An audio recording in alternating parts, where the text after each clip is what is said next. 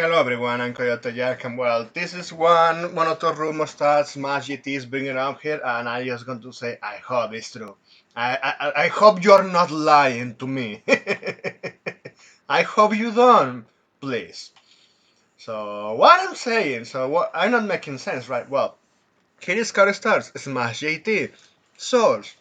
I heard from a trusted insider that generally investors are abandoning the mid-tier gaming space entirely. The pattern keeps repeating. They invest, extract IP, pull out, and move on. So there's no new money for creative studios anymore. So all of those that really wanted to get body with the corpus. Yes, finally. That party that really we're expecting to die is apparently happening. So everything is shifting towards AI or government backed projects. So investors are just leaving gaming altogether. And all of those corpos that they have betrayed a lot of their customers, that they made insane projections of profit, they're not going to meet any of those anymore. It's game over for them. So mid-sized and indie developers are barely surviving. No. I have to say, indie developers, Silksong, they are just doing so fucking great. Because it's easy. When you give customers what you want, where you actually stand yourself, make yourself some advertisement on social media by showing actual gameplay, I think you are fine.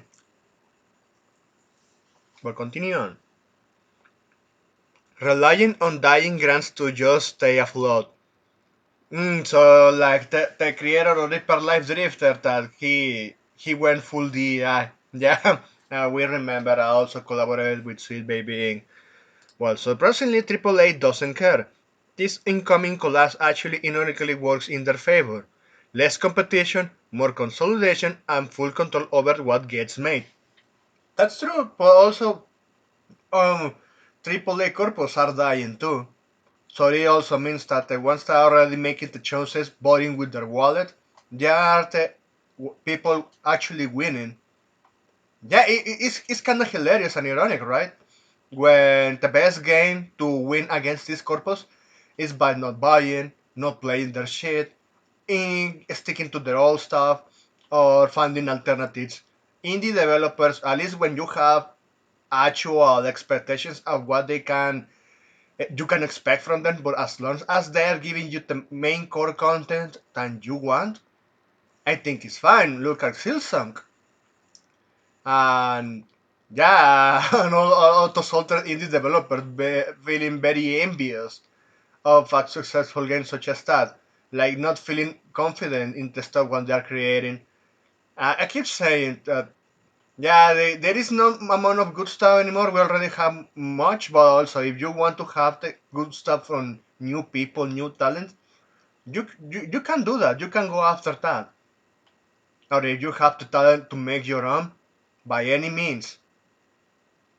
But yeah, they like those days that they could actually make themselves like kind of a successful creation, selling themselves to publishers, are coming to an end.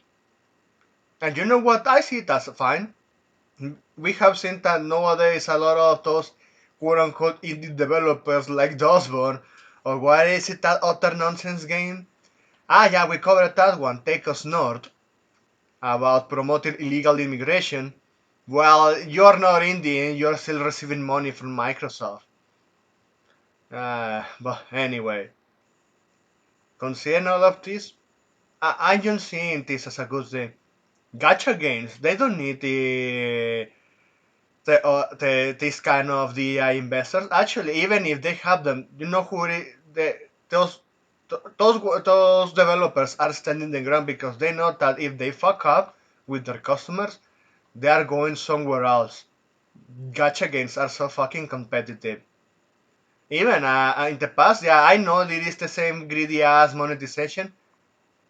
Well, I have to kinda walk that back because I have seen the monetization on those games is way less aggressive that we have seen from AAA over the last decade, and that's pretty telling, if I'm being honest. So you can have a free-to-play gacha game with good waifus, and actually you can grind and get a copy of one. For even if you don't get all the copies of, you can still get them. You can still grind. You can still enjoy the story. The content that they're putting out is great. Well, you have indies like Silksong, and yeah, you have your average traditional game. It's a Metroidvania game that I know there is a lot of those, but as long as it delivers, it keeps you entertained. The doesn't game doesn't crash. It's good, right? So that's how I'm seeing all of this. Even comments on Smash GT. It may ended up being a good thing for the indies who rely on gamers rather than publishers, investors, and grow more organically. Exactly. Yeah, that's why I brought those examples with Dustborn and Take Us North.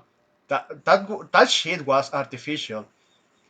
So that means that really the ones that care for gamers are going to be the ones thriving, and that's the good thing. That yes, we are cleaning the house, or the house has already burned out, and they are just burning the parasites within them, in the inside. So yeah, I just see this as a good thing. We should have more studios with a direct link to their audience, prioritizing their customer rather than relying on access middlemen to make games. That's true. And yeah, this is the future, just as Majid is saying here. Yeah, gaming is not profitable in the legacy media anymore. All of those indies that really wanted to get bodybuilders with the corpus, yeah, they are paying the price for it. They are the ones going under, and they have their reputation tarnished, and people are not forgetting them, and they are not going to forgive and forget. So that's when it comes to this rumor. I hope it's true. So that's it. Thanks for watching and please take care.